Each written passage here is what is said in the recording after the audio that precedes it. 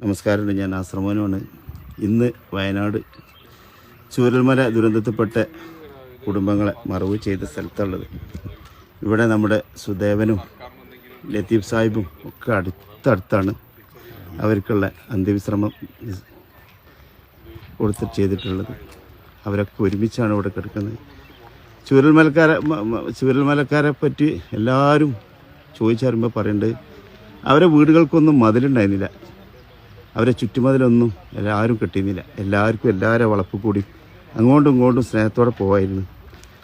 എല്ലാവരും പരസ്പരം ഭക്ഷണം കൊടുക്കാനും അങ്ങോട്ടും ഇങ്ങോട്ടും സ്നേഹബന്ധങ്ങൾ കാത്തു സൂക്ഷിച്ചിരുന്ന മനുഷ്യരായിരുന്നു. ഇത് നമുക്കൊക്കെ ചിന്തിക്കാനാണ് പടച്ചമ്പുരാൻ നമ്മുടെ ചൂരൽമലക്കാർക്ക് ഇങ്ങനെ ഒരു ദുരന്തം കാണിച്ചെന്നുള്ളത്. കാരണം നമ്മളൊരു വഴി കൊടുക്കൂല, വെള്ളം കൊടുക്കൂല, നമ്മളൊക്കെ മാക്സിമം എത്ര അത് എൻ്റെതെന്നുള്ള വലിയ വലിയ മതിലും കെട്ടിയിട്ട് നമുക്ക് നമ്മളതെന്നും പറഞ്ഞിട്ട് നമ്മൾ കാത്തു സൂക്ഷിക്കും. പക്ഷെ അതൊന്നും നമുക്ക് സുരക്ഷിതമല്ലെന്നും നമ്മളൊക്കെ മണ്ണോട് മണ്ണാവുന്നു. അതെല്ലാം ആ മതിലും ആ വഴിയൊക്കെ അവിടെ തന്നെ ഉണ്ടാവുമെന്ന് ഉറപ്പാണ്. ദുനിയാവിൽ നമ്മൾ ജീവിച്ചിരിക്കുന്ന ഒരു വിരുന്നുകാരായിട്ട് മാത്രമാണ്. ഈ വിരുന്ന് അവസാനിക്കുന്ന ദിവസമുണ്ട്. ഇപ്പം നമ്മുടെ ചൂരൽമല ദുരന്തത്തിൽപ്പെട്ട കുടുംബങ്ങൾ കണ്ടില്ലേ, അവരെ നാട്ടിൽ അവരെല്ലാവരും സ്നേഹത്തോടെ ജീവിച്ചിരുന്നത്. അവരെ അന്ത്യവിശ്രമം തന്നെ അവർക്ക് പടച്ചമ്പുരാൻ ഒരുമിച്ചാണ് കൊടുത്തത്. എല്ലാം ഇതിൽ ജാതിയില്ല, മതമില്ല, അങ്ങനെ മറവ് ചെയ്താൽ ഇങ്ങനെ മറവ് ചെയ്തെന്നില്ല, എല്ലാവർക്കും ഒരേ പരിഗണന, വ്യത്യാസമില്ലാത്ത വീടുകൾ. നമുക്കൊക്കെ യാത്ര ഉണ്ട്, ഒഴിച്ചുകൂടാൻ പറ്റാത്ത ആ മരണം നമുക്കൊക്കെ പോയേ പറ്റൂ, നമ്മളൊക്കെ തേടി വരും. ദുനിയാവിൽ നിന്ന് നമ്മൾ ഒന്നും കൊണ്ടുപോയ ചരിത്രം ആരുമില്ല. എത്ര കോടീശ്വരന്മാർ കോടികളുണ്ടായിരുന്നു, അല്ലെങ്കിൽ വലിയ വലിയ ഉന്നത പദവികളിൽ ജോലി ചെയ്ത ആളാണെങ്കിലും, ഇനി മന്ത്രി രാജാവ് ആരായിട്ടും കാര്യമില്ല, മരണം എന്ന വിരുന്നുകാരൻ നമ്മളെ തേടി വരും, കൊണ്ടുപോകും. പക്ഷേ ആർക്കെങ്കിലും നമ്മൾ ദുനിയാവിൽ നമ്മളെ കൊണ്ട് ചെയ്യുന്ന ഒരു വാക്കുകൊണ്ടോ ഒരു പുഞ്ചിരി കൊണ്ടോ സമ്പത്തുണ്ടെങ്കിൽ സമ്പത്തുകൊണ്ടോ നമ്മൾ വല്ല ഉപകാരം ചെയ്താൽ അത് നമുക്കുള്ളതാണ്. ഇപ്പോൾ പല സ്ഥലത്തും ഞാൻ പല പ്രോഗ്രാമിനും ചെല്ലുമ്പോൾ എത്രയും നല്ല കാര്യങ്ങൾ ചെയ്ത് മരണപ്പെട്ടു പോയ ആളുകളെ പറ്റി ആ സദസ്സിൽ പറയും. നമുക്ക് ഈ പാലിറ്റീവിൻ്റെ ബിൽഡിംഗ് ഉണ്ടാക്കി തന്ന മനുഷ്യസ്നേഹി ഇന്ന് നമ്മളോട് കൂടെ ഇല്ല, പക്ഷേ ആ വലിയ മനുഷ്യസ്നേഹിക്ക് കൊണ്ട് ഒരു മിനിറ്റ് നമുക്ക് പ്രാർത്ഥിക്കാം.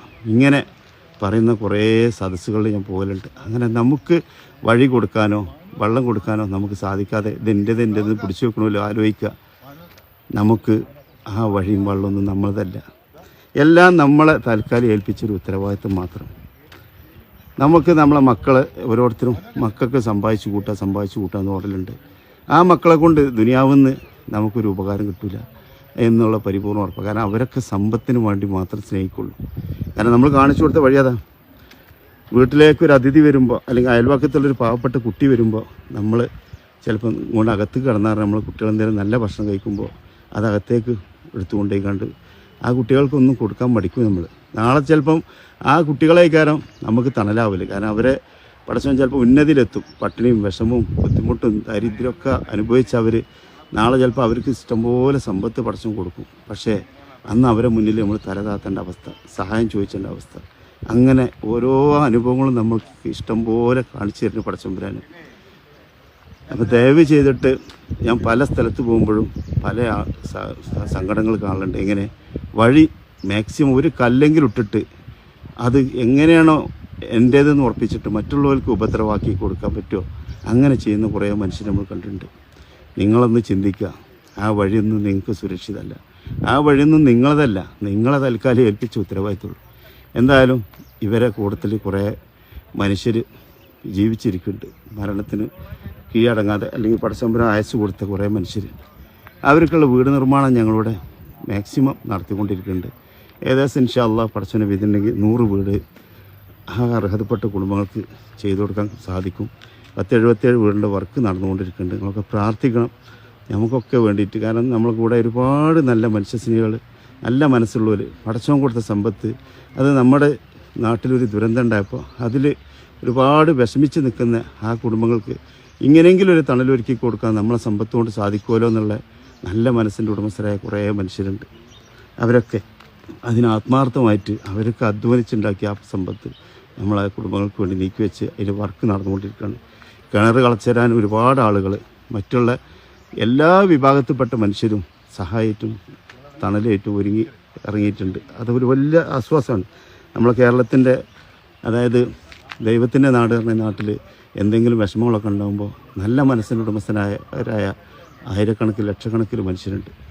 പടച്ചോൻ ഇത് നമുക്ക് കാണിച്ചു തന്നിട്ടുള്ളത് തിരുത്താനും ചിന്തിക്കാനുമാണ്. നമ്മുടെ ചൂരൽമല ദുരന്തത്തിൽപ്പെട്ട കുടുംബങ്ങൾ മുഴുവനും പരസ്പരം സ്നേഹബന്ധം കാത്തു സൂക്ഷിക്കുന്ന ആൾക്കാരാണ്.